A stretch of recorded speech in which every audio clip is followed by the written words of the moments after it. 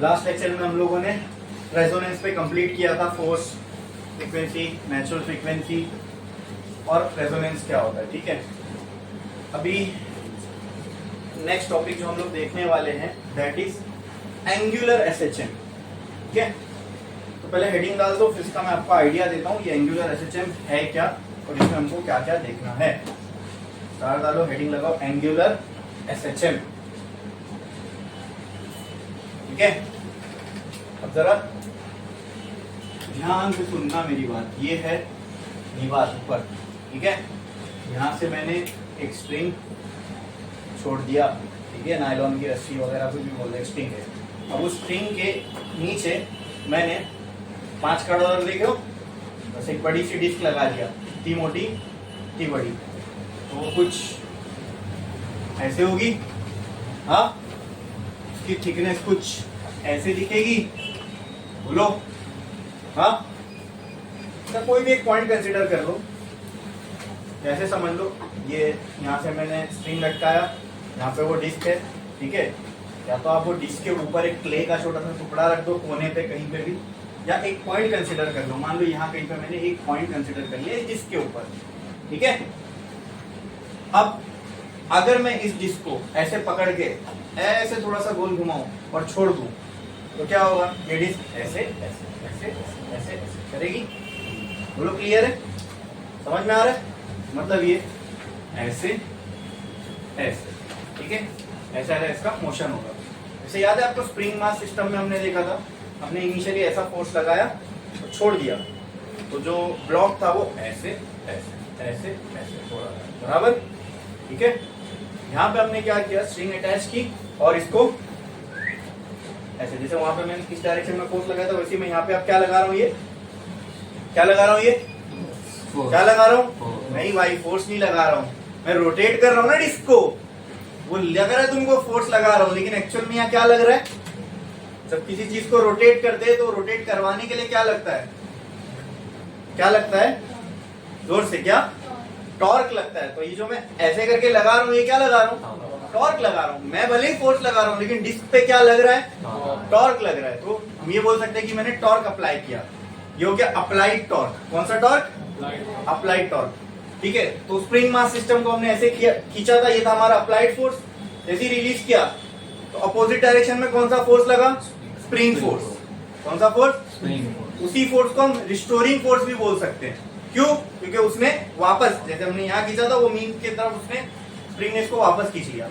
उसी तरह अगर मैंने इसको ऐसे टॉर्क लगाया और जब छोड़ दूंगा तो डिस्क कैसे ऐसे ऐसे ऐसे ऐसे ऐसे ऐसे करते करते एक टाइम आएगा जो स्थिर हो जाएगी। ठीक है, बोलो क्लियर है, बोलो क्लियर है।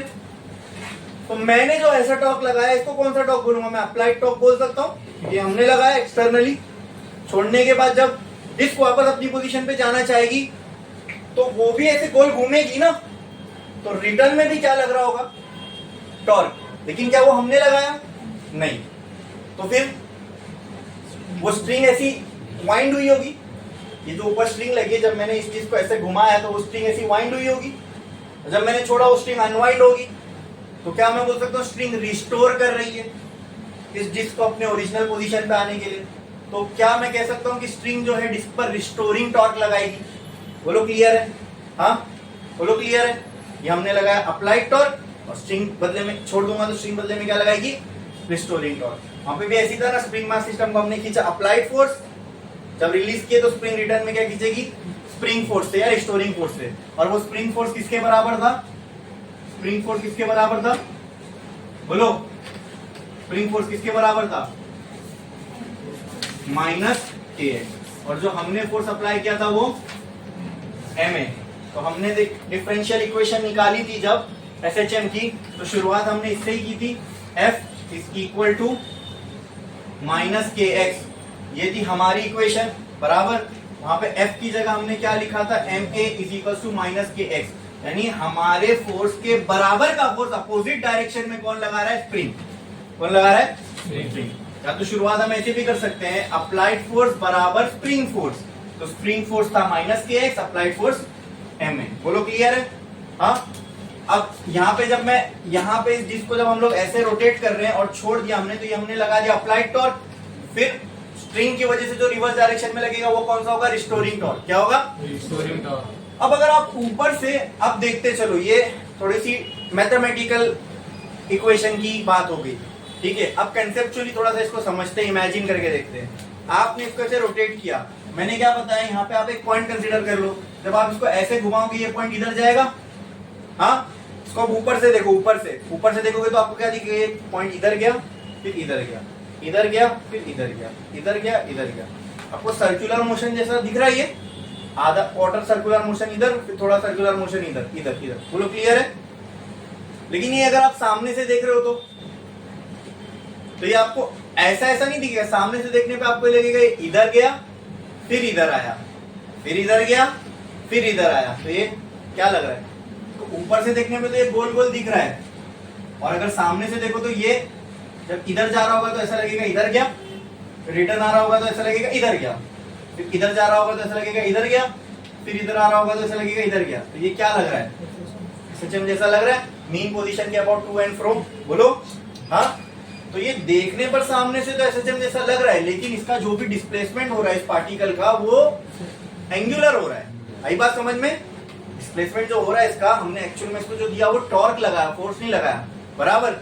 इसीलिए इस टाइप के एसएचएम को हम लोग एंगुलर एसएचएम बोलते हैं। क्लियर है?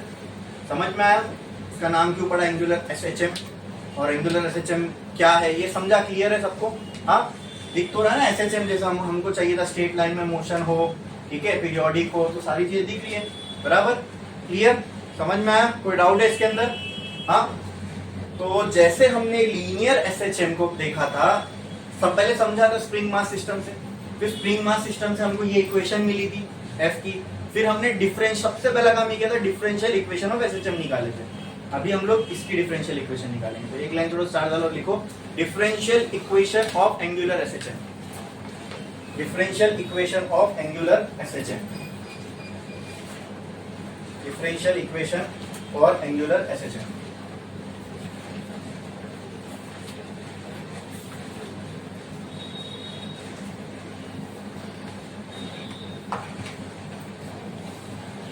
फॉर लीनियर एसएचएम दोस्तों, हमने क्या ये इक्वेशन लिखी थी, फोर्स अप्लाइड बराबर था स्प्रिंग फोर्स के, हाँ। तो अप्लाइड फोर्स की जगह हमने लिखा था ma, और स्प्रिंग फोर्स की जगह था लिखा था -kx, हाँ। अब कुछ नहीं, बस इसी इक्वेशन के एनालॉजी से हम लोग टॉर्क की इक्वेशन बनाने वाले हैं फॉर एंगुलर एसएचएम, ठीक है। बस मालूम होना चाहिए किसका काम कौन करता है। जो काम लीनियर मोशन में मास करता है वही काम एंगुलर मोशन में मोमेंट ऑफ इनर्शिया करता है। कौन करता है? यानी एंगुलर मोशन में मास की जगह कौन आएगा? Moment of inertia. ये क्या है? Linear acceleration. क्या है ये? तो इसकी जगह आएगा एंगुलर एक्सेलरेशन। क्या आएगा? तो ये लिख दिया मैंने एंगुलर एक्सेलरेशन। बोलो क्लियर है? एंगुलर एक्सेलरेशन को अल्फा से डिनोट करते हैं।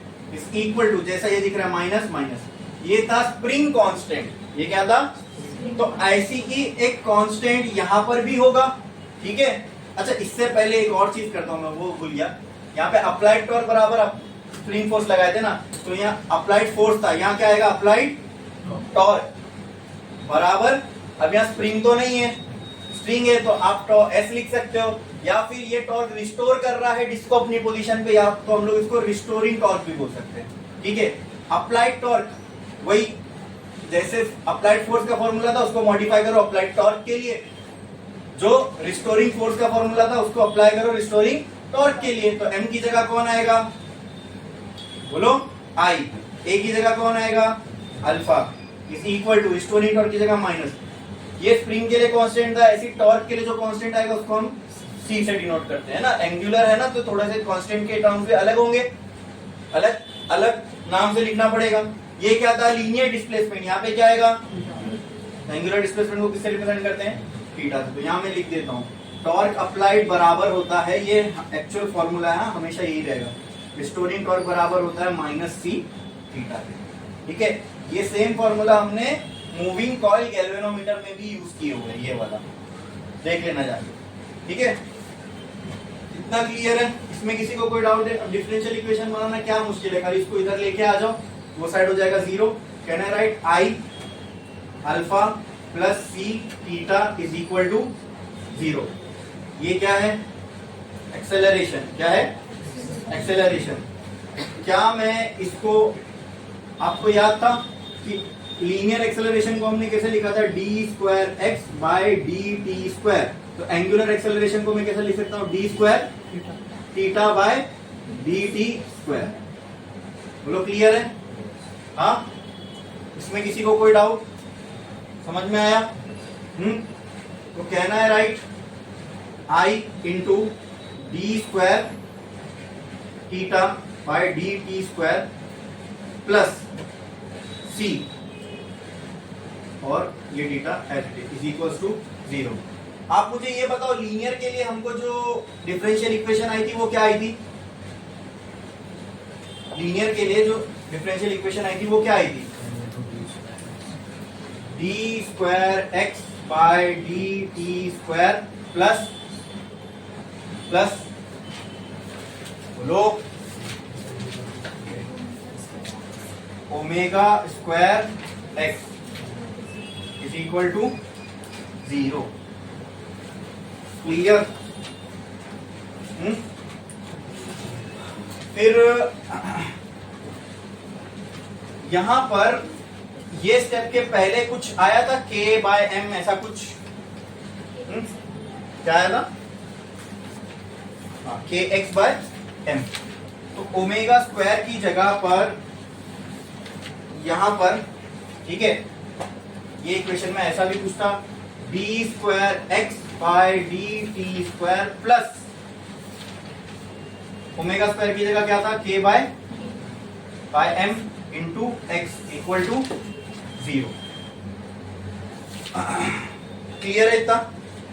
हाँ, एंगुलर एसएचएम हेडिंग डाले, छापो इतना जल्दी।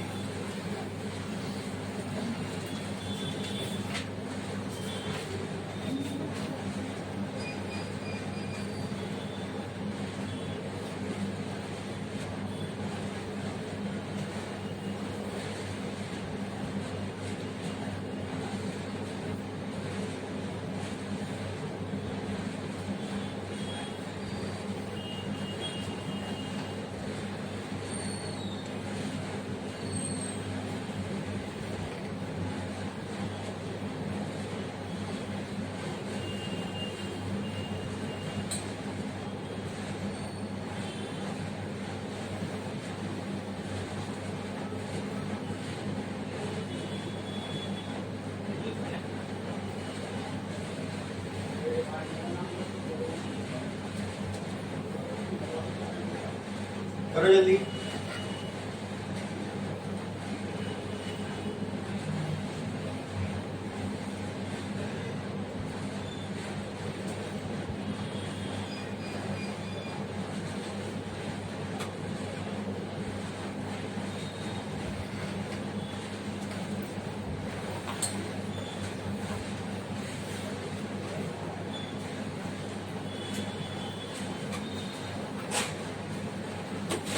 हो गया लिख के?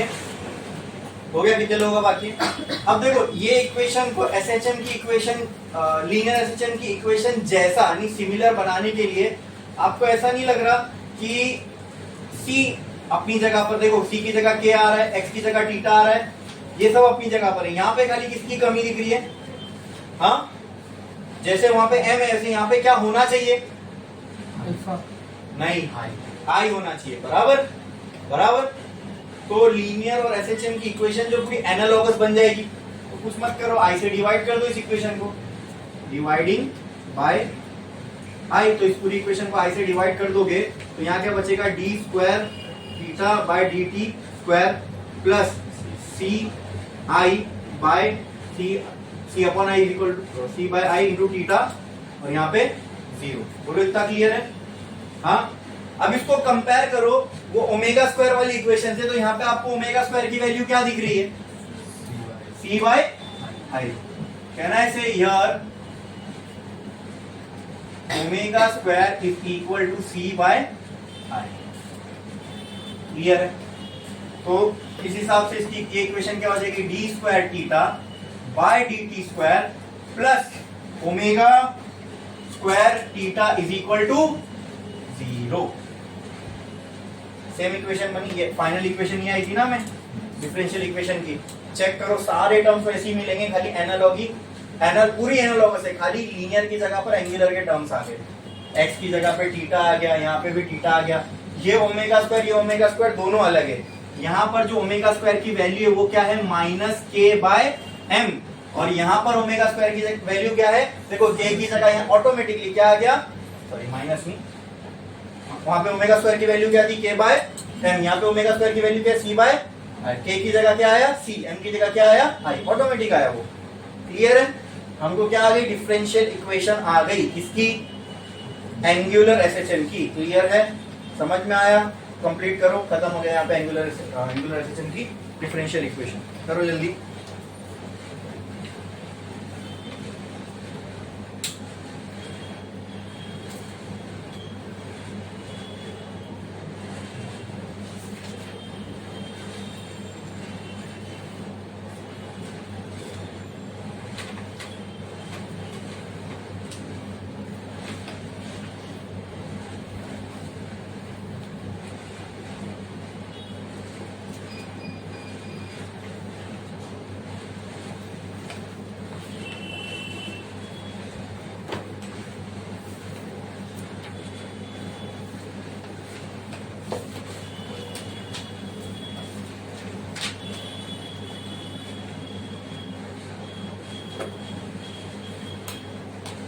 हो गया, लिखिए। एक लाइन छोड़ो स्टार डालो, लिखो time period for angular SHM. एक लाइन छोड़ो स्टार डालो, लिखो time period for angular SHM. Time period for angular SHM. Time period for angular SHM. अब एसएचएम तो ये भी है, तो एसएचएम के लिए जो टाइम पीरियड का फॉर्मूला आएगा वो इसके लिए भी वैलिड होगा। वो कौन सा था, टाइम पीरियड बराबर 2 पाई बाय ओमेगा। ये फॉर्मूला इसके लिए भी वैलिड है, बस यहाँ चेंज क्या आएगा, यहाँ ओमेगा की वैल्यू कुछ और है, वहां पे ओमेगा की वैल्यू अंडर रूट के बाय एम थी, यहाँ ओमेगा की वैल्यू बोलो, जब omega square C by I है तो ओमेगा किसके बराबर हो जाएगा, under root C by I हो जाएगा। Can I write T is equal to 2 pi under root C by I, तो t बराबर क्या हो जाएगा, 2 pi under root I by C. ये हो गया एक फॉर्मूला। क्या टाइम पीरियड के फॉर्मूले में हम लोगों को ये आया था, वहां पर लीनियर में यहाँ पे m बाय k आया था कि नहीं, उसकी जगह पे ऑटोमेटिकली देखो यहाँ पे क्या आ रहा है, आई बाय सी। एक और चीज, अब रुक जाओ, लिखो मत, इसको थोड़ा सा और मॉडिफाई कर सकते हैं हम लोग, इस फॉर्मूले को और थोड़ा मॉडिफाई कर सकते हैं। वो कैसे, देखो ये t equal to 2 by omega, ये वाला फॉर्मूला देखो टॉप का, ये ठीक है। अब ओमेगा बराबर है c बाय आई के, c की जगह पर मुझे कुछ पुट करना है, तो क्या कहना है, right, c is equal to tau by theta.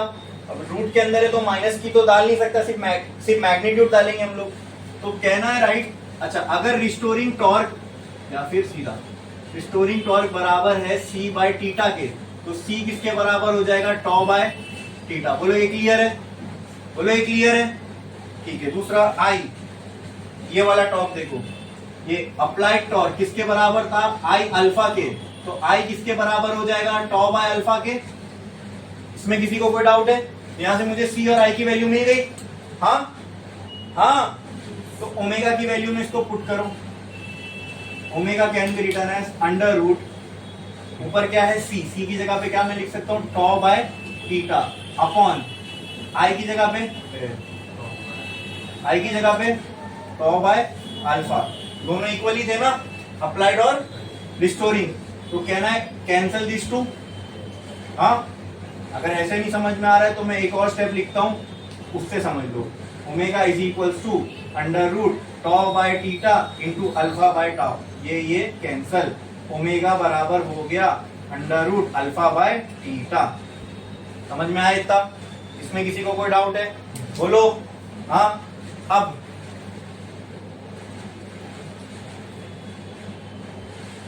इसके आगे की कहानी मैं यहाँ पे लिख रहा हूँ। फिर से मुझे आप बताओ टी का फॉर्मूला क्या होता है, 2 पाई बाय ओमेगा। कहना होता है T is equal to 2 pi under root alpha by theta. Alpha क्या है, एंगुलर एक्सेलरेशन, थीटा क्या है, एंगुलर डिस्प्लेसमेंट। तो कहना है T is equal to 2 pi under root angular acceleration per unit angular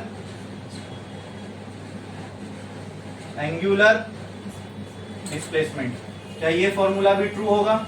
ऐसे वर्ड्स में नहीं लिखना है, ये वाला याद रखना है बस। बोलो क्लियर है, बोलो क्लियर है। अच्छा यहां से है ना मैं टाइम पीरियड का लीनियर वाले के लिए भी एक फॉर्मूला बना सकता हूं। बोलो फॉर लीनियर SHM। मुझे आप बताओ लीनियर वाले के लिए ये फॉर्मूला हमने नहीं देखा था, लेकिन अभी क्या मैं लिख सकता हूं लीनियर वाले के लिए ये फॉर्मूला? कैसा हो जाएगा बोलो? अगर लीनियर वाले SHM के लिए ये टर्म में फॉर्मूला बनाना है तो अल्फा की जगह क्या आएगा, a बाय थीटा है ना, x आ जाएगा। ये फॉर्मूला हमने लीनियर के लिए नहीं देखा था, याद है? देखा था क्या? नहीं, लेकिन लीनियर वाले के लिए ये भी फॉर्मूला वैलिड बैठेगा। ठीक है, ये सब SHM के टाइम पीरियड के फॉर्मूला है। कौन कौन सा? ये वाला, ये वाला। बोलो क्लियर है? हाँ, यहां से ओमेगा की मुझे लीनियर के लिए एक और वैल्यू आ सकती है। बोलो लीनियर के लिए ओमेगा की चलो यहां लिख देता हूं। ओमेगा की जैसे यहाँ पे आया अल्फा बाई ए, तो a बाय एक्स हो जाएगा लीनियर SHM के लिए। बोलो, तो लीनियर के लिए ओमेगा की दो वैल्यू मिल सकती है हम लोगों को, अंडर रूट के बाय एम या फिर under root A by X. उसी तरह एंगुलर के लिए भी दो है, under root alpha by theta और या फिर under root C by I. कुछ भी डाउट है क्या इसमें? कुछ भी नहीं था, खाली इसमें एनालॉजी यूज करना है बस। जो हमने लीनियर में देखे वही सेम फॉर्मूला से, खाली टर्म्स की नाम चेंज हो गए। क्लियर? समझ में आया? इसमें किसी को कोई डाउट है तो एंगुलर एक्सेलरेशन में हमको टाइम पीरियड का दो फॉर्मूला मिला, एक ये वाला और एक ये वाला। ये फॉर्मूला कैसा आया? जब ओमेगा की वैल्यू ये पुट करेंगे। समझे? क्लियर है? कोई डाउट है? पक्का? बढ़े आगे। इसी फॉर्मूले को अगर और थोड़ा आसान करके लिखना है तो हम ऐसा भी लिख सकते हैं, 2 pi under root theta by alpha. ठीक है? ठीक है, समझे? छापो, हेडिंग लगा दिए थे, time period of angular acceleration.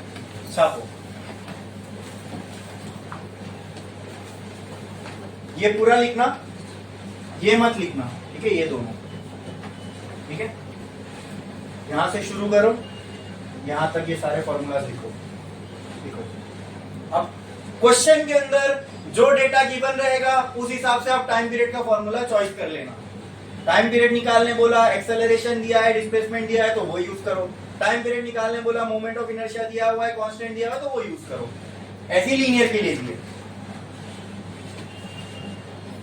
करो जल्दी, छापो।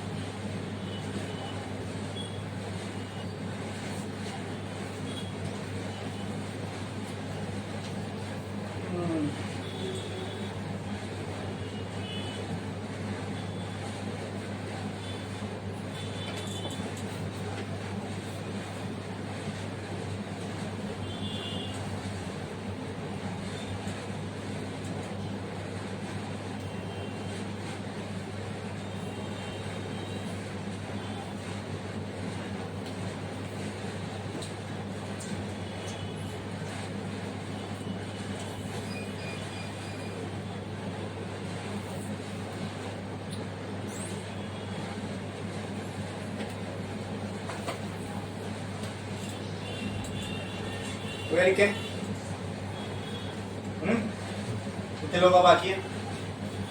छापो जल्दी।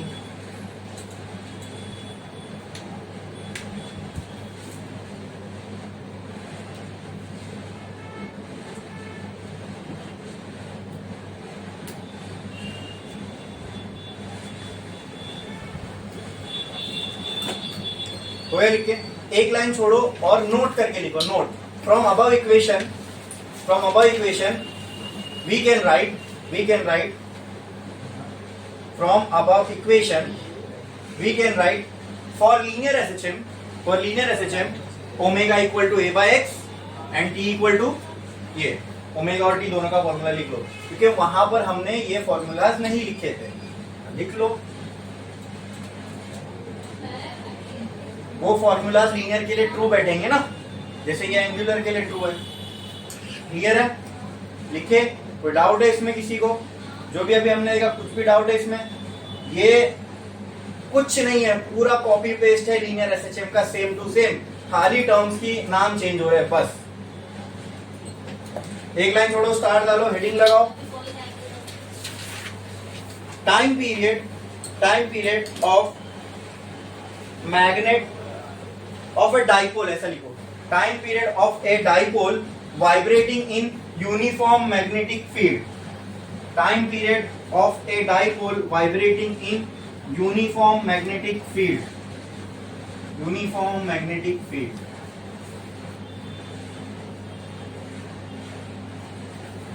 अभी हमको एक वाइब्रेटिंग डाइपोल चाहिए जो एक यूनिफॉर्म मैग्नेटिक फील्ड में रखा हो, तो वो कुछ इस तरीके से होगा कि मान लो ऐसे फ्रॉम डाउनवर्ड टू अपवर्ड जाती हुई मैग्नेटिक फील्ड लाइन से, ठीक है। मुझे बताओ नॉर्थ कहाँ होगा, नीचे या ऊपर? ये हो गया नॉर्थ एक्सटर्नल मैग्नेटिक फील्ड का, ये हो गया साउथ। इसमें मैंने रखा एक डाइपोल, ठीक है, डाइपोल बोले तो बाहर मैग्नेट, ठीक है। ये हो जाएगा नॉर्थ और ये हो जाएगा साउथ। ऐसा क्यों किया? क्योंकि सर यही इसकी स्टेबल पोजीशन है, ये हमेशा स्टेबल होने की कोशिश करेगा। साउथ से नॉर्थ जाता हुआ एक क्वांटिटी होती है, उसको हम क्या बोलते हैं? Dipole moment. जब कोई भी डाइपोल को जब एक्सटर्नल मैग्नेटिक फील्ड में रखो तो वो कैसे बिहेव करता है? It will try to align its dipole movement with the direction of external magnetic field, ऐसी कुछ। हाँ, समझ में आया?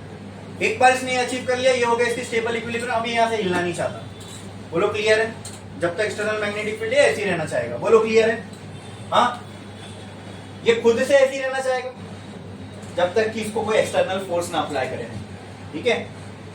ठीक है, समझ में आया? ओके, तो मैं क्या करता हूँ, इसको यहाँ से एक थोड़ा सा ऐसे फोर्स लगाता हूँ। तो आप मुझे बताना, इसके बाद की कहानी में यहाँ बना रहा हूँ। 1 2 3 4, इसको मैंने थोड़ा सा फोर्स लगा के ऐसे कर दिया। अब ये हो गया नॉर्थ, ये हो गया साउथ, ये हो गया डाइपोल मूवमेंट का डायरेक्शन, ठीक है। तो मैंने यहाँ पे मैंने क्या लगाया? फोर्स लगाया। इसकी इनिशियल पोजीशन ऐसे थी, अब इसकी पोजीशन ऐसे है।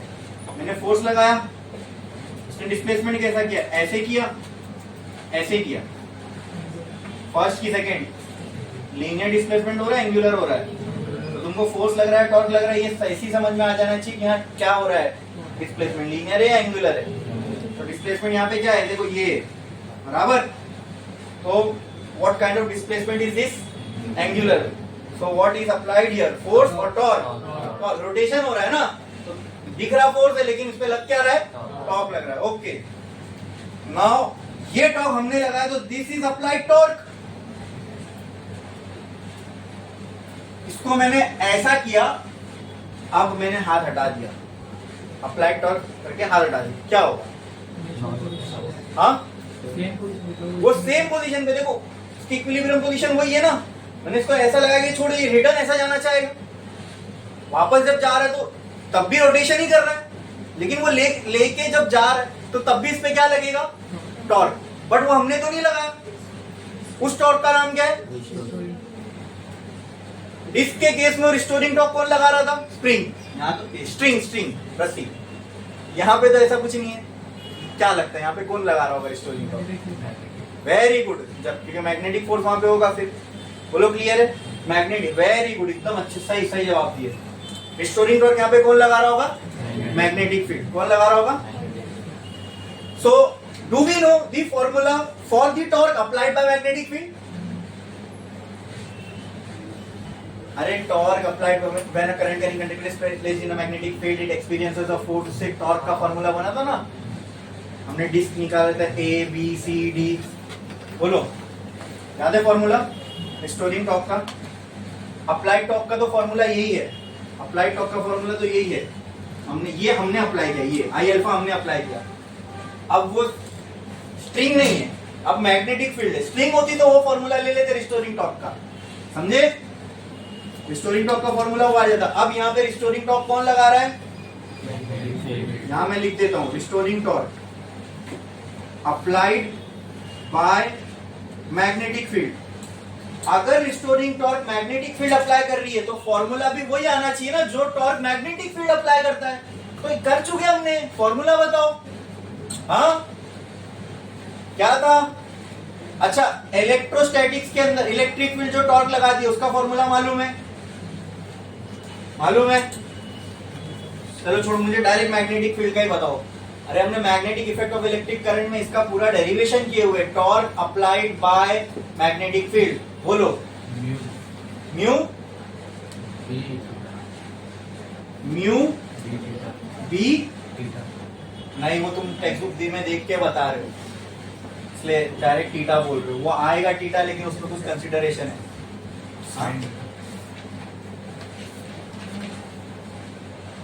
हमने लेकिन म्यू यूज नहीं किया था, ये देख के बता रहे हो, इससे समझ में आता है। मैंने आपको एम लिखवाया था। मैग्नेटिक मोमेंट हमने, मैग्नेटिक डायपोल मोमेंट हम किससे डिनोट कर रहे हैं? M B sine theta. ये है मैग्नेटिक फील्ड की वजह से लगने वाला torque, M B sine theta. फिर याद है एम की जगह आई ए लिखे थे तो आई ए बी साइन थीटा आया था, है ना? ये फॉर्मूले में हम लोग और भी कुछ कर सकते हैं। बोलो इतना क्लियर है? अप्लाइड टॉर्क मिल गया, रिस्टोरिंग टॉर्क मिल गया, क्लियर? इसमें किसी को कोई डाउट? हमको क्या निकालना है? Time period. क्या निकालना है? टाइम पीरियड, ठीक है। चलो फिलहाल इसी से शुरुआत करते हैं, ठीक है। टाइम पीरियड का फॉर्मूला क्या था? टाइम पीरियड का फॉर्मूला क्या था? ये था 2 pi upon alpha by theta. अगर मुझे अल्फा की वैल्यू आ गई तो इसके अंदर पुट कर सकता हूँ, टाइम पीरियड आ जाएगा। यहाँ पे अल्फा दिख रहा है मुझे, चलो करके देखते हैं, ठीक है। अच्छा, ये वाइब्रेट कैसा करेगा वो भी आप समझ लो। Vibrating time period of a vibrating dipole, vibrate कैसा करेगा, और ये SHMQ है वो भी देख लेते हैं। इसको जो मैंने यहाँ पे डिस्प्ले, अगर इसको बहुत ज्यादा डिस्प्लेसमेंट दे देंगे तो हो सकता है ये यहाँ पे अट्रैक्ट करने लग जाए और पूरा रोटेशन कर ले, ठीक है। इसको भी वाइब्रेट करवाना है। तो ये वाइब्रेट कैसा होगा? जब हमने ये जो डिस्प्लेसमेंट दिया ना उसको, ये theta, this should be very small, this should be मतलब एक छोटा सा मैंने इसको टॉर्क लगाया ताकि यहां से ये बस थोड़ा सा डिस्प्लेस हो, यानी ये थीटा की वैल्यू क्या है? बहुत स्मॉल है। क्या है? बहुत स्मॉल है। और फिर जब मैं इसको रिलीज करूंगा तो क्या ऐसा नहीं लगता आपको ये एग्जैक्ट यहां जाके ऐसे रुक नहीं जाएगा, थोड़ा सा यहां से आगे भी बढ़ेगा, फिर इधर, फिर इधर, फिर इधर, इधर इधर इधर ऐसे ऐसे। इसको वॉबल होना बोलते, क्या बोलते? वॉबल। कोई चीज जैसे बाइक अगर कोई चला रहा है रोड पे और खड्डा आगे तो ऐसे ऐसे होता है ना, तो बोलते हैं वॉबल होना। तो उसी तरह इसकी वॉबलिंग हो रही है यहाँ पे, ऐसे ऐसे ऐसे करके, तो वाइब्रेशन भी बोलते हैं ना हम लोग, ठीक है। कह सकता हूँ ये वाइब्रेट हो रहा है। तो अगर ये थीटा बहुत छोटा है दोस्तों, तो ये कैसा लगेगा आपको? SHM जैसा, लीनियर, जैसे हमने पेंडुलम के केस में देखा था कि थीटा बहुत छोटा है तो भले वो एंगुलर मोशन कर रहा है, लेकिन वो थीटा बहुत छोटा होने की वजह से सिर्फ वो बॉब का अगर मैं पाथ देखूंगा तो मुझे कैसा लगेगा? स्ट्रेट लाइन जैसा। उसी तरह यहाँ पर भी थीटा बहुत छोटा। तो ये सारे कंसिडरेशन है। तो जो आपने डायरेक्ट थीटा बोल दिया था यहाँ पे, वो गलत इसलिए ही था क्योंकि वो सब कंसिडर करके आया हुआ है। मैंने तो सिर्फ आपसे मैग्नेटिक फील्ड का टॉर्क का फॉर्मूला पूछा था, ठीक है। ये सब यहाँ पर अजम्पशंस करने के बाद वो आएगा थीटा, ठीक है। तो अभी हमने दो चीज स्टैब्लिश कर ली। वो क्या? पहले तो इसको जो हम डिस्प्लेसमेंट दे रहे हैं वो क्या है? बहुत स्मॉल है, बहुत स्मॉल है। अब ये स्मॉल डिस्प्लेसमेंट देने की वजह से ये जो वाइब्रेशन करेगा ऐसे ऐसे, ये क्यों कर रहा है ऐसे वाइब्रेशन? ये समझा ना? रिलीज करोगे तो एग्जैक्ट आगे ऐसे रुक थोड़ी ना जाएगा, ड्यू टू इनर्शिया थोड़ा आगे भी जाएगा, फिर थोड़ा पीछे, फिर आगे पीछे, फिर करके फिर एक रुकेगा। बोलो क्लियर है? बोलो क्लियर है? समझ में आया? समझ में आया? अरे बोलो। ओके, तो ऐसा ऐसा ऐसा इसका वाइब्रेशन हो रहा है, और क्योंकि वो थीटा बहुत छोटा है इसको हम एंगुलर नहीं कैसा कंसीडर कर रहे हैं, लीनियर। कैसा कंसीडर कर रहे हैं, and it is like SHM, it is like SHM है, तभी तो ये फॉर्मूला अप्लाई कर सकता हूं, वरना कैसे करूंगा। अगर वो एंगुलर मोशन होगा तो ये फॉर्मूला अप्लाई नहीं हो सकता ना उस पे एसएचएम का। क्लियर है, बोलो क्लियर है। ये एंगुलर एसएचएम है, लेकिन वो उसका जो सेंस हमने पकड़ा है वो लीनियर से ही पकड़ा है, ये ऐसे ऐसे लीनियर एसएचएम कर रहा है। रियलिटी में वो ऐसे गोल गोल घूम रहा होगा, लेकिन हमने उसको जो देखा क्या सेंस में देखा कि वो लीनियर एसएचएम कर रहा है। वो समझे ना कैसे, ऊपर पार्टिकल था, ऊपर से देखने पे सर्कुलर मोशन ऐसे ऐसे घूम रहा है, लेकिन सामने से देखूंगा तो ऐसा ऐसा दिखेगा। ऐसी यूनिफॉर्म सर्कुलर मोशन के साथ भी हमने किया था। अरे बोलो, वहां पे तो रियलिटी में पार्टिकल ऐसे सर्कल कर रहा था, लेकिन उसका प्रोजेक्शन को देखा हमने। आई बात समझ में, क्लियर है। चलो बढ़ो इसमें आगे। एट इक्विलिब्रियम पोजीशन,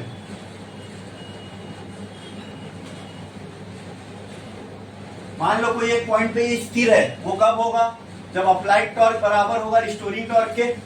हाँ, अप्लाइड टॉर्क का फॉर्मूला क्या था, आई अल्फा, रिस्टोरिंग टॉर्क का formula M B sine theta. अब क्योंकि थीटा बहुत छोटा है, I can write sine theta nearly equal to theta. समझे, ये हमने ऑलरेडी कर चुके। साइन थीटा की वैल्यू को मैं थीटा के बराबर ले सकता हूं सिर्फ एक ही केस में, वो कब, जब थीटा की वैल्यू बहुत स्मॉल हो। और यहां पे वही है, here theta is very small, therefore sin theta can be written as nearly equal to, so this formula becomes I alpha is equals to mb theta. So can I write alpha is equals to mb theta by I। बोलो clear है इतना।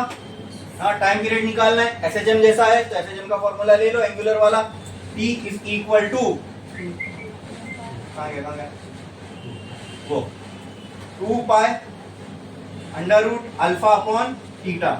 ठीक है, T is equals to 2 pi under root alpha की जगह पे ये लिख सकता हूं M B theta upon I into 1 upon theta. इसको साइड में लिख दिया 1 अपॉन थीटा, चलेगा। क्लियर है, ये थीटा कैंसल। यहां पे क्या बच रहा है, टाइम पीरियड का formula T is equals to 2 pi under root क्या क्या बचा, एम बी बाय, इसको ऊपर कर दो तो कहना है write T is equal to 2 pi under root I upon M into. बोलो क्लियर है। ये फॉर्मूला किसके लिए है, for a dipole, for a vibrating in magnetic field. आई बात समझ में। हाँ, कोई डाइपोल है, मैग्नेटिक फील्ड के इन्फ्लुएंस पे वाइब्रेट कर रहा है तो उसका टाइम पीरियड ये होगा। क्लियर है, समझ में आया, इसमें किसी को कोई डाउट, पक्का। और इसी के साथ अपना ये चैप्टर हो गया फिनिश। छापो, इसके बाद हम लोग प्रॉब्लम स्टार्ट करेंगे जल्दी।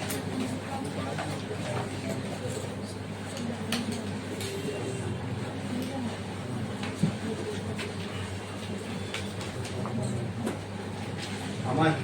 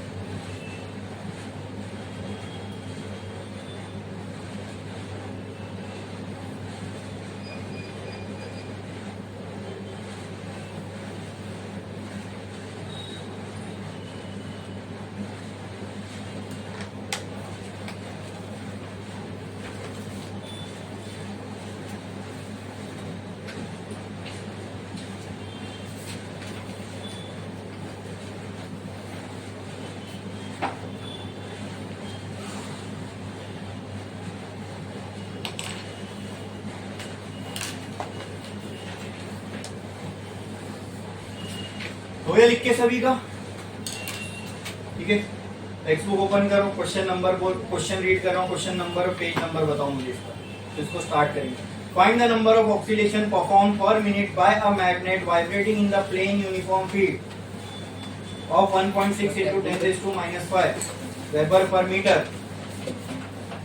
क्या है ये? क्वेश्चन नंबर बोलो जल्दी। हाँ बोलो, क्वेश्चन नंबर, पेज नंबर 1।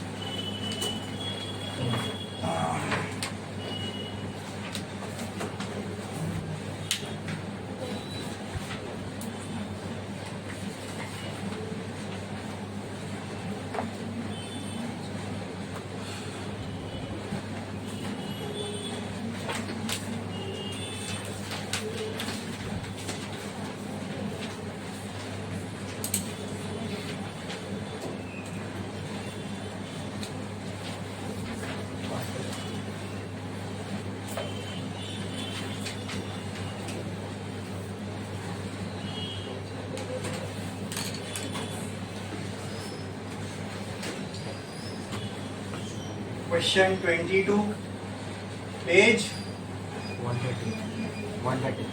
130 इसका गिवन बताइए क्या क्या दिया हुआ है। सबसे पहले पढ़ो, find the number of oscillation perform per minute.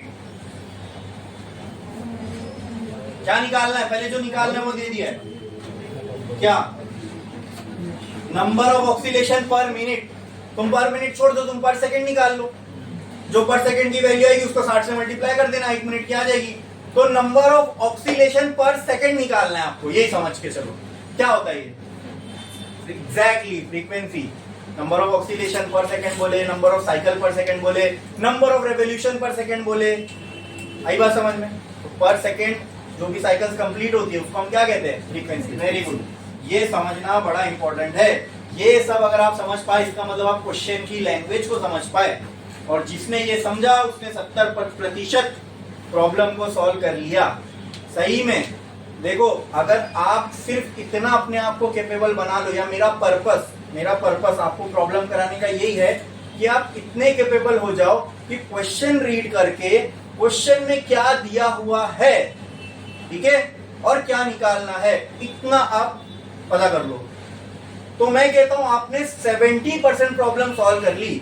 हालांकि अभी तक आपने पेन भी नहीं उठाई होगी, लेकिन मैं गारंटी देता हूं आपने 70% प्रॉब्लम सॉल्व कर ली। क्यों? क्योंकि जो बचा 30% है वो सिर्फ ये है कि फॉर्मूलाज लिखना और आंसर लाना है कैलकुलेशन करके। वो डिफिकल्ट नहीं है, वो आपका दिमाग खुद ले जाएगा आपको कि ये फॉर्मूला यूज कर, ये फॉर्मूला यूज कर। आई बात समझ में?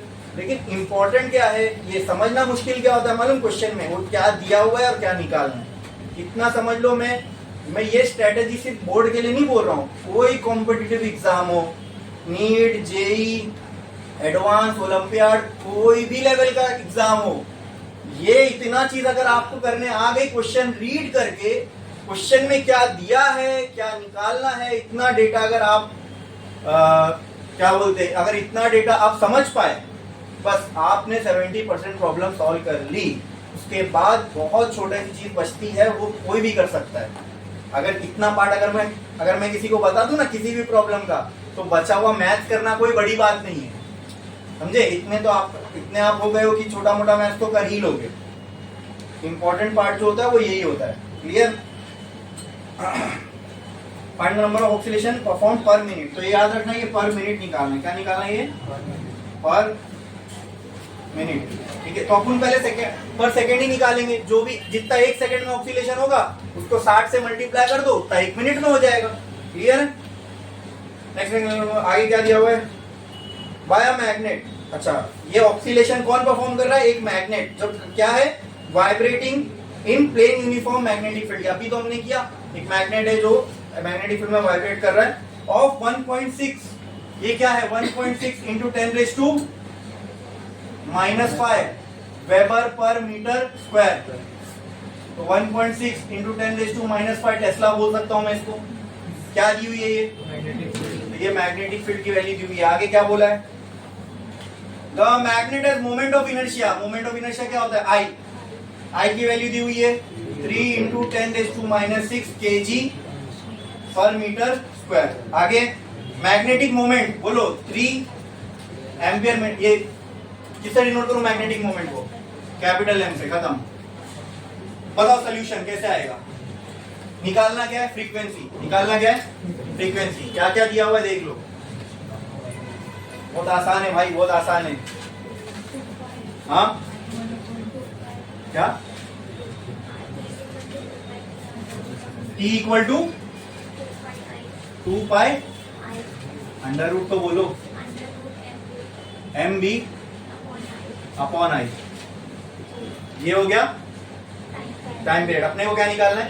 तो उल्टा हो जाएगा। फ्रीक्वेंसी टाइम पीरियड का उल्टा होती है। फ्रीक्वेंसी क्या हो जाएगी? 1/2 pi under root I by M B. अब देखो मैंने इसके लिए फ्रीक्वेंसी का फॉर्मूला लिखाया नहीं हूं आपको, लेकिन ये क्लैरिटी होना चाहिए। फ्रीक्वेंसी क्या होती है? टाइम पीरियड का उल्टा। टाइम पीरियड निकाल लिया मतलब फ्रीक्वेंसी निकाल लिए। क्लियर है? हाँ अच्छा, ये फॉर्मूला उल्टा लिखा मैंने यहाँ। ये क्या हो जाएगा? आई बाय एम बी। तो यहाँ क्या आ जाएगा? M B by I. तो मेरे ख्याल से तो सब चीज दी हुई है जो जो निकालने के लिए चाहिए। हाँ 2 पाई कांस्टेंट, एम दिया हुआ है, बी दिया हुआ है, आई भी दिया हुआ है। खत्म। तो कहना write F is equal to 1/2 pi under root M B by I. तो कहना write F is equal to 1/2 pi into under root M की वैल्यू 3, बी की वैल्यू 1.6 इंटू 10⁻⁵, आई की वैल्यू 3 इंटू 10⁻⁵। ठीक है, करना है आपको घर पे। एफ की वैल्यू कितनी आएगी? जो भी आएगी हर्ट्ज में आएगी। बोलो क्लियर? हाँ समझ में? इसके बाद तो मैथ्स बचा ना, फिजिक्स हो गई खत्म इसकी। क्लियर? कोई डाउट? नेक्स्ट क्वेश्चन बताओ उसका। ट्राई करो लिखना। ट्राई करो ट्राई करो ट्राई करो। ये वाला ये वाला ये वाला ये वाला। हाँ A 20 centimeter wide thin circular disc of mass 200 gram is suspended to a rigid support. हाँ 21. Question number 21 page 130। इसका गिवन लिखो लिखो लिखो। चलो चलो रीड करो, गिवन लिखना ट्राई करो जल्दी। 2 मिनट दे रहा हूँ।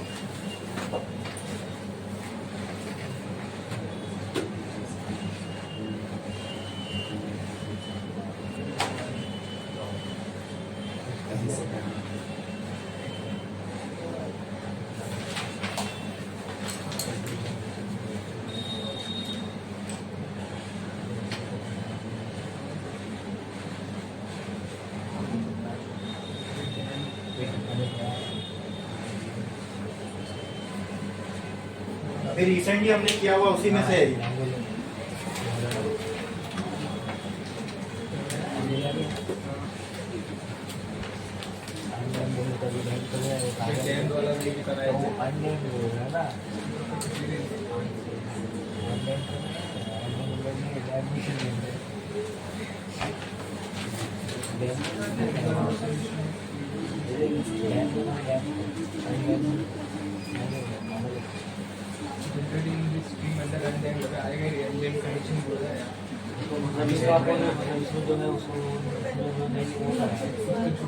इसको छोड़ के बोल रहा है ऐसे लिखा है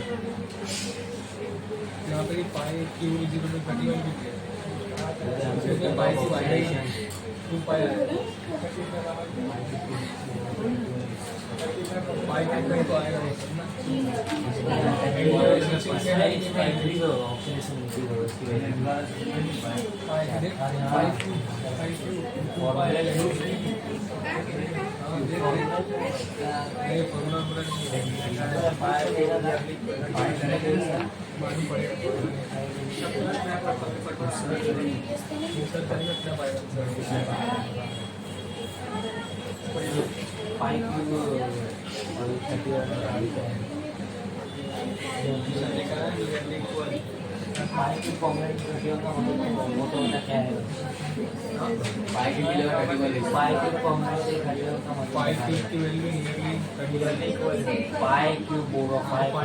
तो बोल रहा हूँ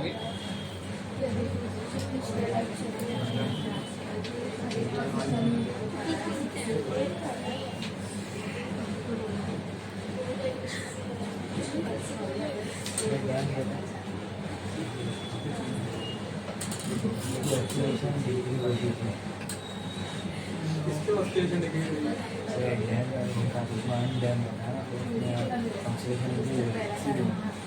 अरे हम तो लेकिन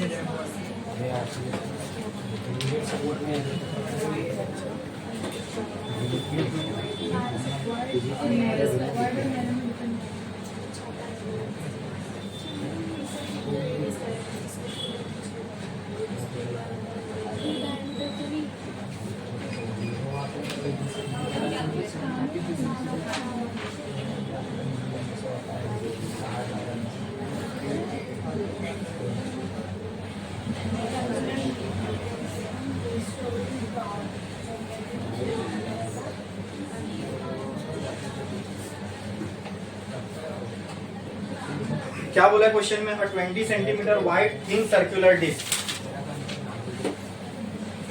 एक डिस्क है सर्कुलर, ठीक है, ऐसी कुछ एक डिस्क होगी, इसका रेडियस कितना दिया हुआ है? 20 सेंटीमीटर, ठीक है। तो r इक्वल टू 20, तो सेंटीमीटर से मीटर में कन्वर्ट करोगे तो क्या हो जाएगा? 20 × 10⁻² मीटर। आगे, is suspended to a rigid support from a metallic string, है ना, डिस्क है, स्ट्रिंग से लटकी हुई है। By holding the rim of disc the string is twisted through 60 degree, यानी इसको डिस्प्लेसमेंट दिया गया कितने का? 60 डिग्री। तो थीटा को मैं ये इसको टर्म्स में पाई के लिखूं तो कैसा लिखूंगा रेडियंस में? पाई/3, ठीक है। नेक्स्ट, एंड रिलीज्ड, मतलब 60 डिग्री को ट्विस्ट किया और छोड़ दिया, तो ऐसे ऐसे ऐसे ऐसे वही वाइब्रेट करेगा। It performs angular oscillation of period 1 second. 1 second क्या है? पीरियड मतलब टाइम पीरियड दिया हुआ है अपने को, कैपिटल टी। आगे, calculate the maximum restoring torque, क्या निकालना है? Restoring torque generated. तो क्या फाइंड करना है? क्या फाइंड करना है? क्या फॉर्मूला रिस्टोरिंग टॉर्क का? रिस्टोरिंग टॉर्क का फॉर्मूला क्या है? बस -c खत्म। और यहाँ पे एक और चीज दी हुई है, π³ इक्वल टू 31, ठीक है। सॉल्व करते हैं इसको। रिस्टोरिंग टॉर्क निकालना है। रिस्टोरिंग टॉर्क का फॉर्मूला क्या है? रिस्टोरिंग टॉर्क का फॉर्मूला क्या है? -c theta. इसके लिए किस किस की वैल्यू चाहिए? थीटा की और थीटा की वैल्यू तो है हमारे पास, बचा क्या? c कैसे आ सकता है? टाइम पीरियड दिया हुआ है, टाइम पीरियड के फॉर्मूले में c आता है, टाइम पीरियड के फॉर्मूले में c आता है, वहां से c आ सकता है, बोलो, निकाल लो। पहले क्या निकालो? c निकाल लो। टाइम पीरियड का फॉर्मूला क्या है? 2 पाई √i/c। काम करो, इस फॉर्मूले को पहले c के टर्म्स में लेके आ जाओ, दोनों साइड स्क्वायर करूंगा तो ये हो जाएगा t² बराबर 2² π² और ये टूट के बाहर आ जाएगा i/c बराबर बराबर। अरे बोलो, सही है? c को वहां फेंको, c equal to 4π² i/t²। Clear है? हाँ, c की वैल्यू आ गई, देखो i दिया हुआ है, i दिया हुआ है क्वेश्चन में। तो अभी आपने पढ़े नहीं हो, लेकिन मैं इसका फॉर्मूला बताता हूँ। Moment of inertia of disc बराबर होता है mr²/2 के। इसके मास दिया हुआ है क्या? दिया हुआ है कितना? मैंने नहीं लिखा यहाँ पे। मास कितना दिया हुआ है स्ट्रिंग का? 200 ग्राम। तो केजी में कितना होगा ये? 200 इंटू 10⁻³ केजी। क्लियर? क्लियर? तो आई की जगह पे लिख दो 4π² mr²/2, मतलब mr²/2 और ये t² एज इट इज। 2 1 2 2 सी की वैल्यू क्या बची? π² mr²/t²। क्या निकालना है? ऊपर 2 आएगा, है ना? क्या बचा अभी? रिस्टोरिंग टॉर्क निकालना। रिस्टोरिंग टॉर्क का फॉर्मूला क्या है? -c theta. तो कहना है right, restoring torque is equal to -c की जगह पे क्या आएगा? 2 π² mr² इंटू थीटा की जगह π/3 अपॉन t²। ये पाई क्यूब हो जाएगा जिसकी वैल्यू यहां दी हुई है। ठीक है, कहना है right restoring torque is equal to minus, ये 1 हो जाएगा, नीचे कुछ नहीं बच रहा है। ठीक है, 2 पाई क्यूब, ये पाई क्यूब, फिर mr²/3। बस इसको सॉल्व करके आपको आंसर लिखना है न्यूटन मीटर। जो भी इसके अंदर वैल्यूज पुट करो, जो आंसर आएगा वो आपको करना है। बोलो क्लियर है? क्लियर है? इसमें कोई डाउट? समझ में आया? Yes. देख लो देख लो देख लो, कुछ डाउट है? कुछ भी डाउट है इसके अंदर है? कुछ डाउट? बढ़े आगे, बढ़े आगे। Yes. नेक्स्ट क्वेश्चन पे आओ।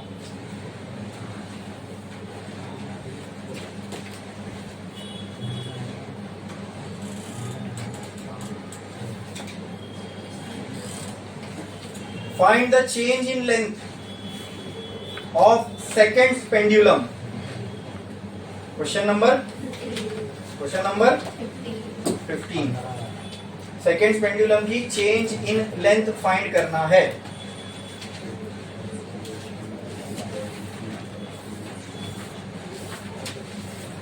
क्वेश्चन 15 पेज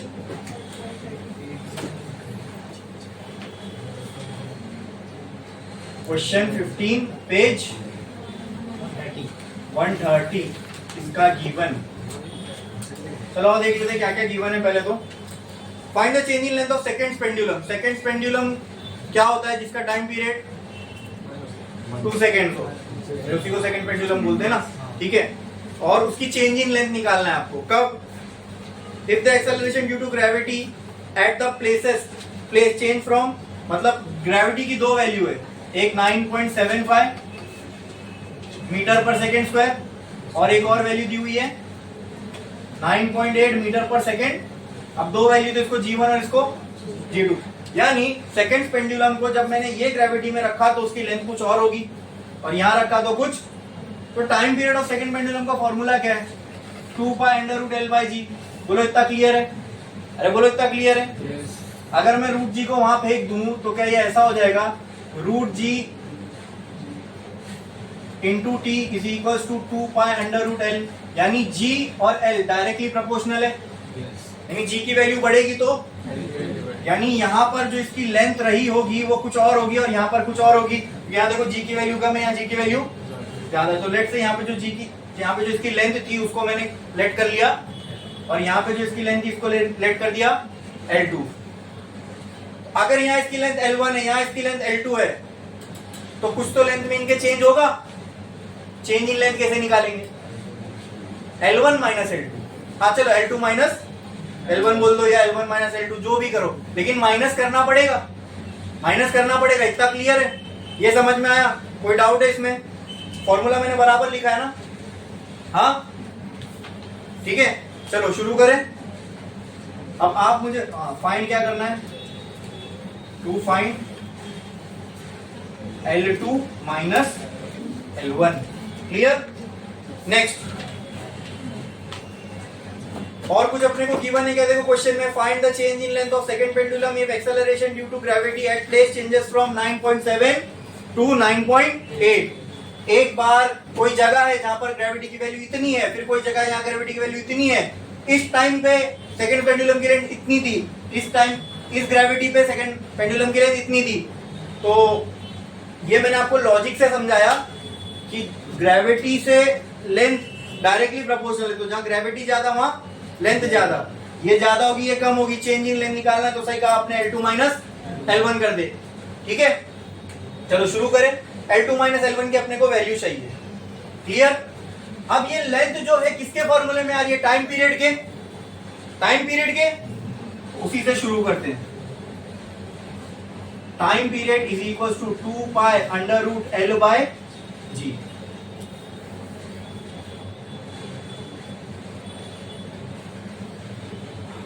जब G1 होगा, जब टाइम पीरियड T1 होगा और लेंथ L1 हो जाएगी। इतना क्लियर है?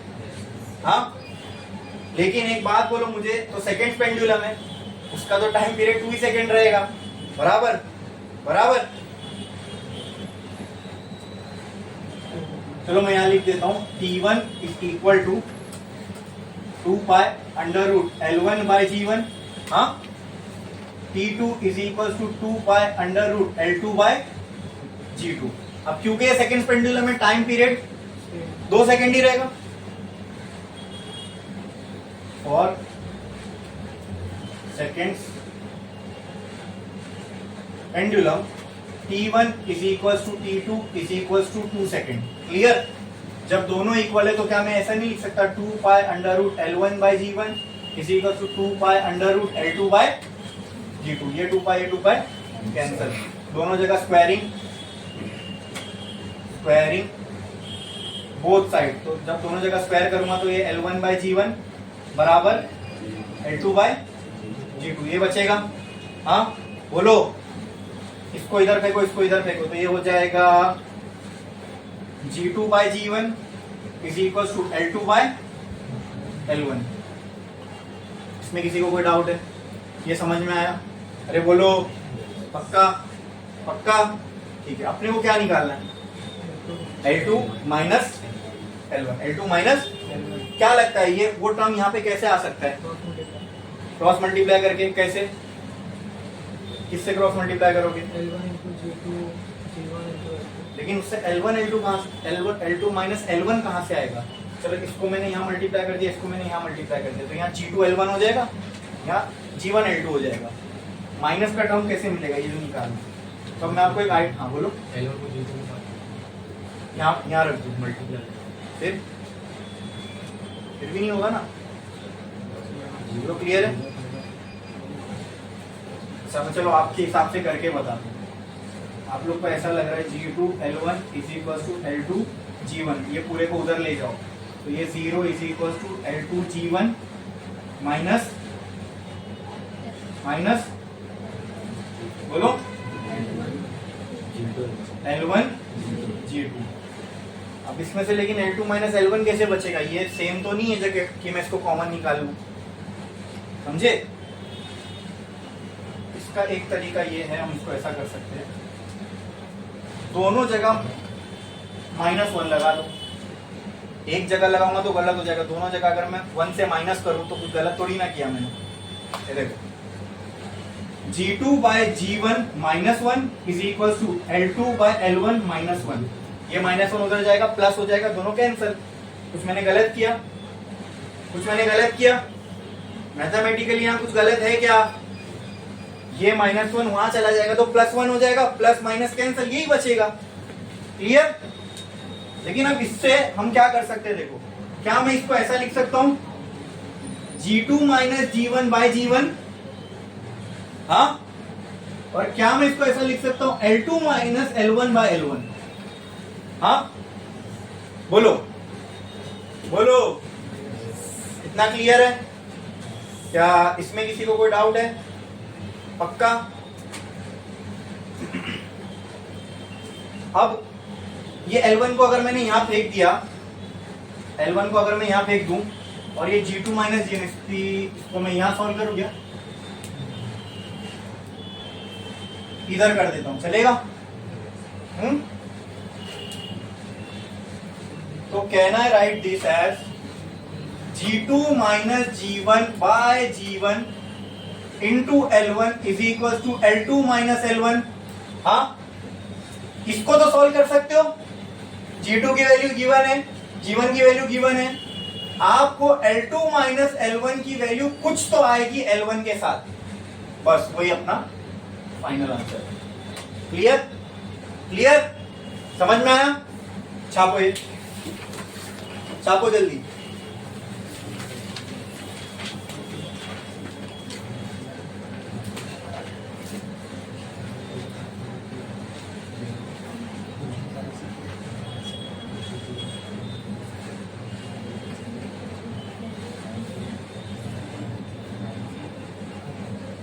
अब टेक्स्ट बुक में इसका आंसर आप लोग को ना L1 के साथ शायद नहीं मिलेगा, क्योंकि वहां पे L1 की वैल्यू को 1 कंसीडर किया है। क्वेश्चन में हमको तो नहीं दिया था L1 की वैल्यू 1 मीटर है, बराबर दिया है क्या? तो आप L1 के टर्म्स में ही वैल्यू निकालो L2 माइनस L1 की और छोड़ दो, ठीक है? छापो।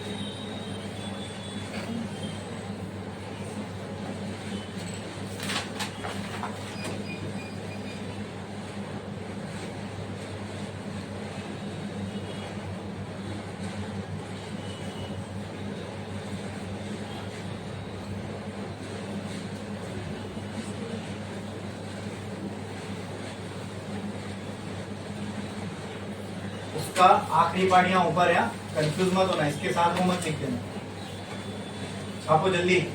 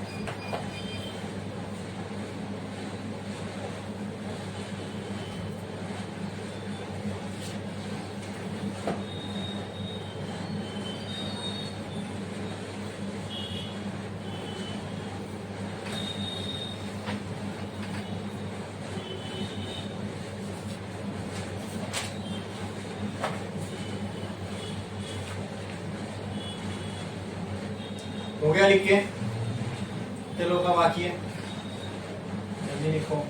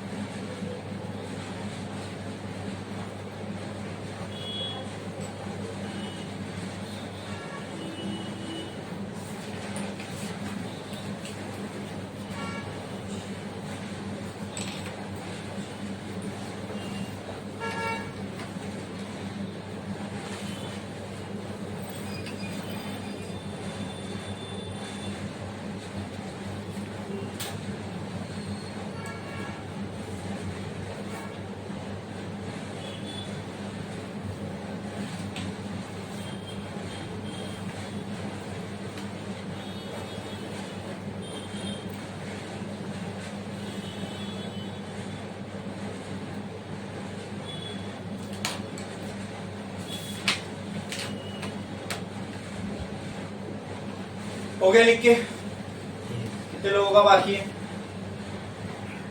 जिनका हो गया वो ये क्वेश्चन पे आओ और इसका गिवन लिखने का ट्राई करो। क्वेश्चन नंबर और पेज नंबर बताओ। A simple pendulum of length 100 centimetre performs SHM. Find the restoring force acting on its bob of mass 50 gram. हाँ? Question number 14. पेज हाँ 130। इसका गिवन लिखो जल्दी।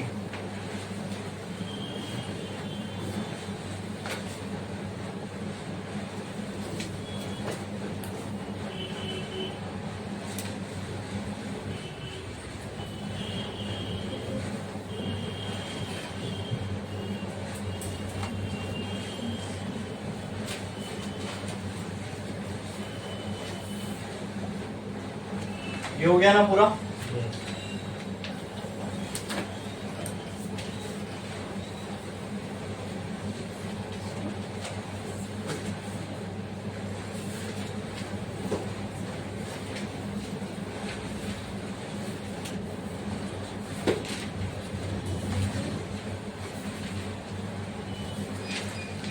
बताओ क्या क्या दिया है। एक a simple pendulum of length 100 centimetre. अब ये क्वेश्चन किसका है? सिंपल पेंडुलम का। तो पेंडुलम की लेंथ दी हुई है हमें 100 सेंटीमीटर, तो इसको किससे रिप्रेजेंट करूं? L से। तो कहना है L equal to 100 into 10⁻² metre. तो -2 हट जाएगा तो ये 1 मीटर ही होने वाला है। हाँ, लेंथ दी हुई है 1 मीटर, सिंपल वे में लिख दो। Find restoring force acting on the bob. क्या फाइंड करना है? रिस्टोरिंग फोर्स क्या होता है? F is equal to minus X, यही होता है, ये निकालना है। Next next next next acting on a bob of mass 50 gram, यानी वो जो सिंपल पेंडुलम है उसके नीचे जो बॉब है, जो गोला है, उस गोले का मास कितना है? बोलो 50 ग्राम। तो 50 इंटू 10⁻³ kg। क्लियर है? नीचे लिख देता हूं m is equal to 50 into 10⁻³ kg। Clear? आगे क्या दिया हुआ है? The displacement from mean position. तो ये किसकी वैल्यू दी हुई है? डिस्प्लेसमेंट की ना। किससे रिप्रेजेंट करते हैं डिस्प्लेसमेंट को? x से। x is equal to 3 centimetre. तो कहना है right x is equal to 3 into 10⁻² metre. अब आते हैं इसके सोल्यूशन पे। कैसे कैसे निकालेंगे बताओ? क्या क्या दिया हुआ है? ये निकालना है रिस्टोरिंग फोर्स, मतलब k की वैल्यू चाहिए और x की तो वैल्यू है ऑलरेडी।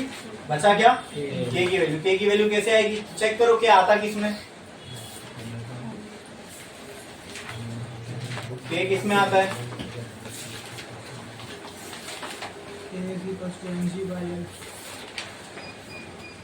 नहीं, omega is equal to k upon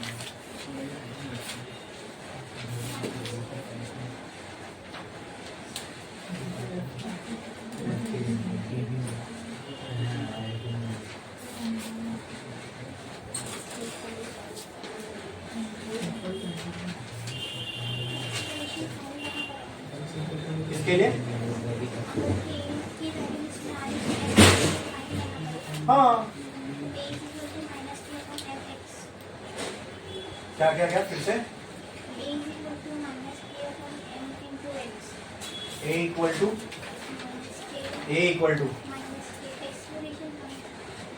a ना, a equal to -k upon into x। तो इसके लिए इसमें एक्सेलरेशन आएगा, है ना। फिर ये निकालने के लिए पहले a निकालना पड़ेगा, बराबर।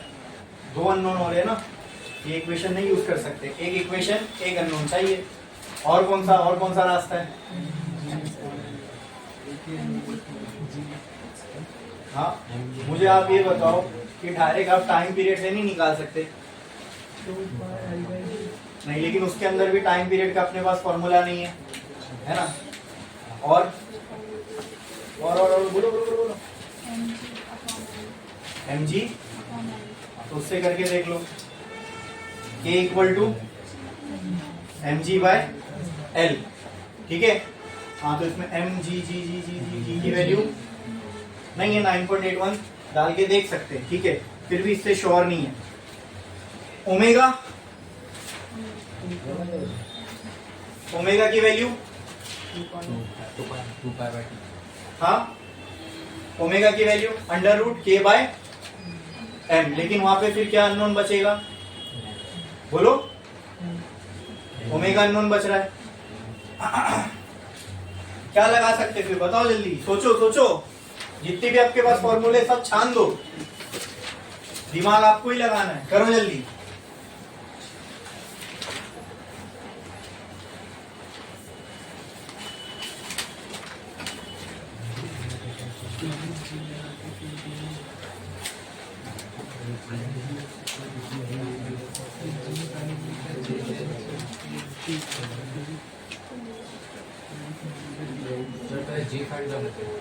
क्या क्वेश्चन क्या, जी की वैल्यू कैसे फाइंड करोगे, बोलो बोलो। तो जी की वैल्यू 9.81 लेके डायरेक्ट सॉल्व कर लो। k इज इक्वल्स टू क्या था, mg/l। तो इसमें g की वैल्यू 9.81 रखो, सॉल्व करो, क्या आएगा, n की वैल्यू क्या है 50 इंटू जी की वैल्यू 50 इंटू 10⁻³ इंटू जी की वैल्यू 9.8, एल की वैल्यू 1। तो यहाँ से के की कुछ तो वैल्यू आई, के की वैल्यू क्या आ रही है 50 इंटू 10⁻³ इंटू 9.8, ये हो गया के। फिर क्या निकालना है, एफ निकालना ना, खत्म। F equal to 50 into 10⁻³ into 9.8 into X कितना है 3 इंटू 10⁻³ तो एफ इज इक्वल टू जो भी आएगा न्यूटन में। क्लियर है, 10⁻², ठीक है। अब एक और क्वेश्चन बोल रहा हूं, उसका गिवन लिखो। अब क्योंकि इसके अलावा अपने पास और कोई अप्रोच था ही नहीं, ठीक है, तो सिंपल पेंडुलम में जो अपने को के का फॉर्मूला डायरेक्ट आया था वो हमने यहाँ पुट कर दिए, और जी की वैल्यू जो स्टैंडर्ड वैल्यू वो हमने यहाँ पे यूज की। ये वाला क्वेश्चन बताओ, a simple pendulum performs SHM of period 4 second. Question number, हाँ इसका गिवन लिखो जल्दी।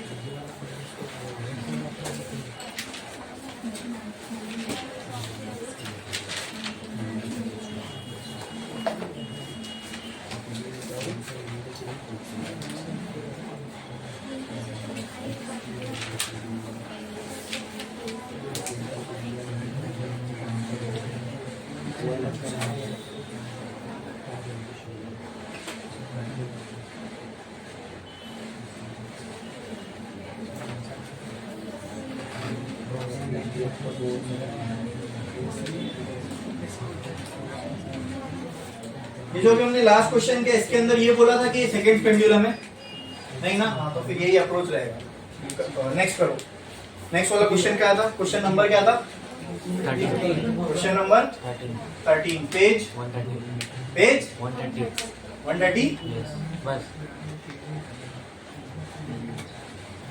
कोई इसके अंदर प्रॉब्लम है, ये वाले प्रॉब्लम के अंदर, हाँ हमने सब पॉसिबिलिटीज चेक की, हर इक्वेशन में दो अननोन बच रहे थे, तो एक ही इक्वेशन बची हमारे पास जो सिंपल पेंडुलम के लिए ट्रू भी थी, हमने डिराइव करके निकाली, ट्रू भी थी, और जिसके अंदर एक इक्वेशन एक अननोन बच रहा है, वो क्या, k इक्वल टू mg/l। वहां पे हमने जी की, अगर सेकंड पेंडुलम होता तो ये वैल्यू नहीं ले सकते थे, और सेकंड पेंडुलम होता तो सिंपल टाइम पीरियड की वैल्यू हमको मालूम होती, कितनी थी सेकंड पेंडुलम के लिए 2 सेकंड, ठीक है। ये तो सिंपल पेंडुलम है, क्वेश्चन में ही बोला है, तो we can use this equation, ठीक है। सिंपल पेंडुलम के डेरिवेशन से आई है, कोई गलत नहीं है, ठीक है। पढ़ो आगे, नेक्स्ट ये था ना simple pendulum perform SHM of period 4 second. तो 4 सेकंड किसकी वैल्यू है, टाइम पीरियड की, कैपिटल टी। आगे क्या दिया हुआ है, how much time after crossing the mean position, how much time after crossing the mean position, how much बोलो क्या बोला है, how much time after crossing the mean position will displacement of Bob is 1/3 of amplitude. सुनो, ये बहुत गौर से पढ़ो इसको और देखो कि इसके अंदर बहुत ही क्रूशियल इंफॉर्मेशन दिया हुआ है, यहां से यहां तक पढ़ो। The displacement of bob be 1/3 of its displacement, oh sorry 1/3 of its amplitude. Displacement of bob किससे डिनोट करूंगा मैं, x से, इज व्हाट 1/3 ऑफ व्हाट, ये निकाल, ये गिवन था, देखे बोला ना मैंने, गिवन लिखना आ गया तो 70% प्रॉब्लम हमारी सॉल्व है, ठीक है। क्या फाइंड करना है, हाउ मच टाइम, यानी ये डिस्प्लेसमेंट इतना कितने टाइम बाद होगा, डिस्प्लेसमेंट की वैल्यू इतनी कितने टाइम बाद होगी, तो क्या फाइंड करना है इसमें हमको, वेरी गुड टाइम। बोलो क्लियर है, बोलो क्लियर है कोई अपने पास इक्वेशन, टाइम पीरियड अपने पास है, क्या क्या दिया हुआ देखो, टाइम पीरियड दिया हुआ है, एक्स की वैल्यू दी हुई है, हम लोगों को किसकी वैल्यू निकालनी है? टी की। किसकी? टी की। तो बताओ है हमारे पास कुछ ऐसा? बोलो कैसे निकालेंगे, अप्रोच बताओ इसका जल्दी। ओके, एक्स इक्वल टू, चलो लिख देता हूं, X equal to A sine omega T. इसमें एक्स की वैल्यू पता है, ए कैंसिल हो जाएगा, फिर भी अननोन बच रहा है omega. Very good, 2 pi by capital T. तो टी दिया हुआ है, ओमेगा आ जाएगा, तो पहले क्या निकालते हैं? पहले क्या निकाल लें? ओमेगा निकाल लो पहले। Omega is equal to 2 pi by capital T. So what will be omega? Omega will be equal to 2 pi by 4। 2 1 जा 2 2 जा, यही होगा ना? तो ओमेगा की वैल्यू कितनी आ गई? पाई बाय 2, खत्म, उसको साइड में। फिर क्या रख? x equal to A sine omega T. x की वैल्यू क्या है? a by 3, a sine pi by 2 into T बराबर a कैंसल। यहाँ क्या होगा? 1/3, 1/3।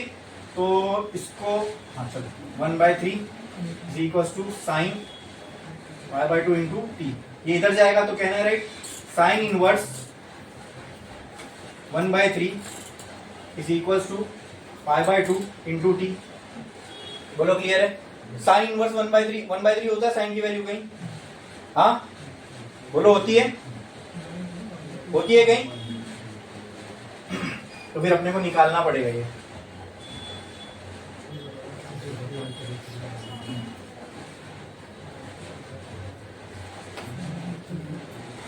ठीक है, ये वैल्यू निकालो, फिर जो भी इसकी वैल्यू आएगी इसको यहाँ भेजो, इससे किसकी वैल्यू आ जाएगी अपने को?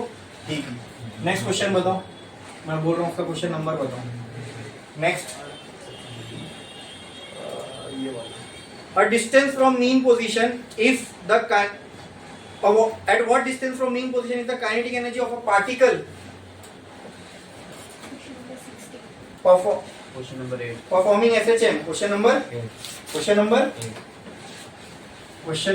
8, page 129। इसका जीवन लिखो जल्दी, लिखो जल्दी।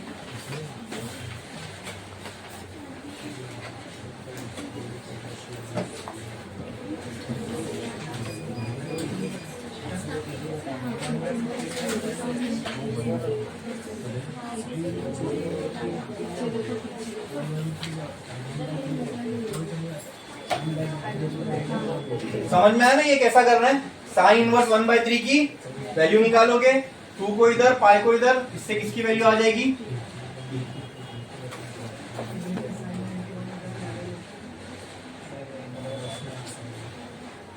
मिला कुछ तो बताओ।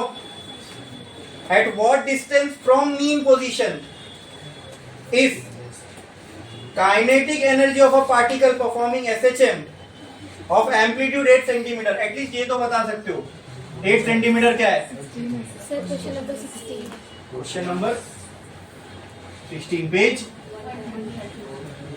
हाँ, तो मुझे बताओ ये 8 सेंटीमीटर क्या है?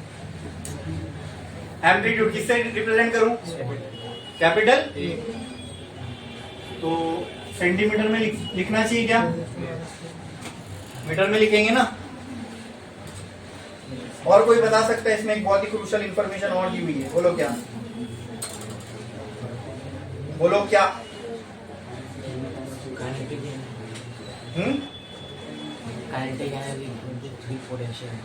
Very good. Kinetic energy is equal to 3 times of potential energy. हाँ ये पता लगा, आपने मुझे बहुत अच्छा लगा। देखो ना, यहाँ से पढ़ो ना। At what distance from mean position if the kinetic energy of a particle, इतना देखो, और लास्ट पार्ट देखो, if 3 times is potential energy. तो kinetic energy equal to 3 times potential energy, ये कंडीशन दी हुई है। निकालना क्या? ये कंडीशन कितने डिस्टेंस पर या कितने डिस्टेंस पर अचीव होगी? तो क्या निकालना है?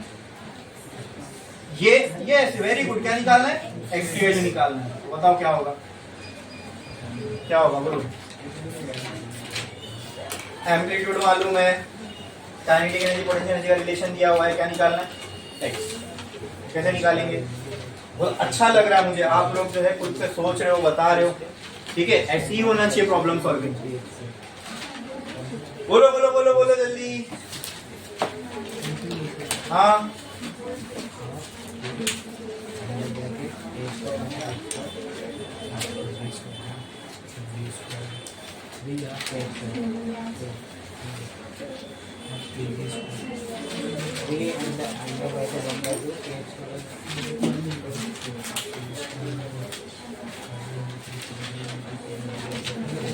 बताओ।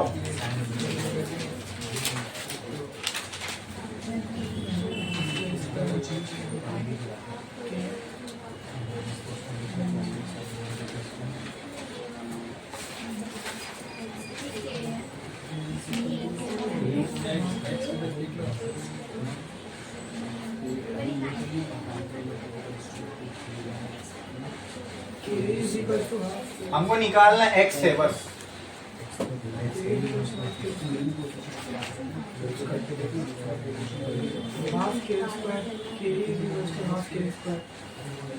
फिर कहाँ यूज करेंगे इसमें x है। अच्छा आप ये कह रहे हो kinetic energy is equals to a square, लेकिन ये थोड़ी बोला है कि पार्टिकल जो है वो एक्सट्रीम पोजीशन या मीन पोजीशन पे थोड़ी ना बोला है। ऐसा कुछ बोला है पार्टिकल मीन पोजीशन पे है? बोला है from the mean position eight what distance. अच्छा अगर आप बोल रहे हो कि काइनेटिक एनर्जी का फॉर्मूला हाफ के ए स्क्वायर, तो एक्स को आपने फाइंड कर लिया ना 0, क्योंकि के ए स्क्वायर तो वो एक्स इक्वल टू 0 पे होती है, तो एक्स की वैल्यू ही आ गई वही तो, लेकिन निकालना है तो ये फॉर्मूला यूज नहीं कर सकते। अच्छा है, सोचो सोचो, गलत होगा यहाँ समझ में आ जाएगा। बोलो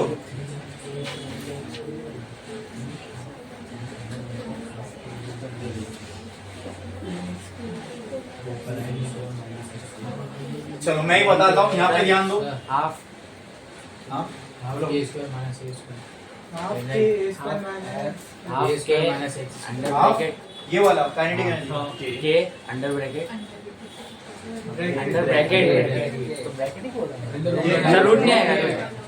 ए square minus X square, A square A minus square minus X X square. Square, ये काइनेटिक एनर्जी का जनरल फॉर्मूला है। अच्छा ठीक है, फिर अब सर उसको इक्वल टू 3 हाफ हाँ सही बोल रहे हो, सही जा रहे हो, हाफ खाली के एक्स आपको स्क्वायर हाफ के आपको एक साथ रखने को नहीं आ रहा है। हाफ के एक्स स्क्वायर हाफ के एक्स स्क्वायर अंडर ब्रैकेट के स्क्वायर माइनस क्या करूँ, लेकिन हाफ के स्क्वायर कहाँ लगाऊं? Equals to equal to 3 under bracket चलो ठीक है 1/2 1/2 के एक्स स्क्वायर के एक्स स्क्वायर। अब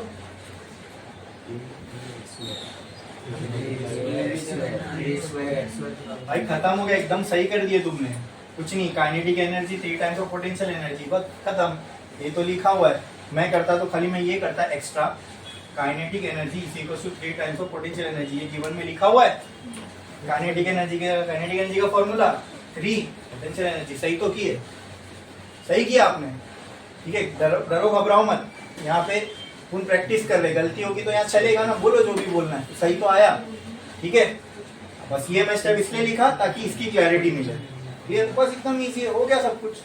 पूरी इक्वेशन में खाली आपको के भी तो अननोन है, के कैसे निकालोगे? के की वैल्यू m दिया हुआ है क्या? देखो मास की वैल्यू दी हुई है क्या? मास की वैल्यू दी हुई है, हालांकि के जरूरत भी नहीं है ना के की वैल्यू निकालने की, कैंसिल हो रहा है, कैंसिल हो रहा है क्या नहीं? यहाँ मल्टीप्लीकेशन में यहाँ से के, यहाँ से के, देखो कुछ गलत नहीं किया। अगर ये माइनस माइनस होता तो नहीं कर सकते थे, लेकिन मल्टीप्लीकेशन में दोनों जगह से तो कुछ नहीं, पूरी इक्वेशन में क्या बचा खाली अननोन, ये हाफ हाफ भी कैंसिल हो रहा है। क्या बच रहा है फिर पूरी इक्वेशन में? A square minus X square is equal to 3x square. तो एक काम करो, एक्स स्क्वायर वाला टर्म एक साथ, यहाँ पे एक साथ, तो a स्क्वायर बराबर हो जाएगा 3x square minus X square, तो a स्क्वायर बराबर 2x स्क्वायर ना, x स्क्वायर के साथ है ना 2x स्क्वायर। बोलो क्लियर? हाँ फिर a स्क्वायर बचेगा सर 4x स्क्वायर होगा ना, माइनस उधर प्लस होगा ना, किधर? इधर आगे प्लस हो जाएगा ना माइनस। एक्स स्क्वायर हाँ राइट, 4x स्क्वायर। तो और अच्छा हो गया, दोनों साइड ए स्क्वायर को वो साइड रूट दे दो, कितना हो जाएगा 4x, तो a will be equal to 2x, तो x will be equal to a by, तो x will be equal to 8 into 10 raise to minus 2 by, तो x equal to 4 into 10 raise to minus 2 metre, या तो ये लिखो या x equal to 4.04 metre. देखिए भाई, ठीक है, हाँ समझ में आया, कोई डाउट है इसके अंदर? ठीक है, इसलिए थोड़ा सा दिमाग लगाइए, खुद अपन कर सकते हैं, डरने घबराने का नहीं। क्लियर है ये चीज पूरी? ठीक है, तो इसके बाद वाले प्रॉब्लम्स अपन करेंगे लेकिन एक ब्रेक के बाद।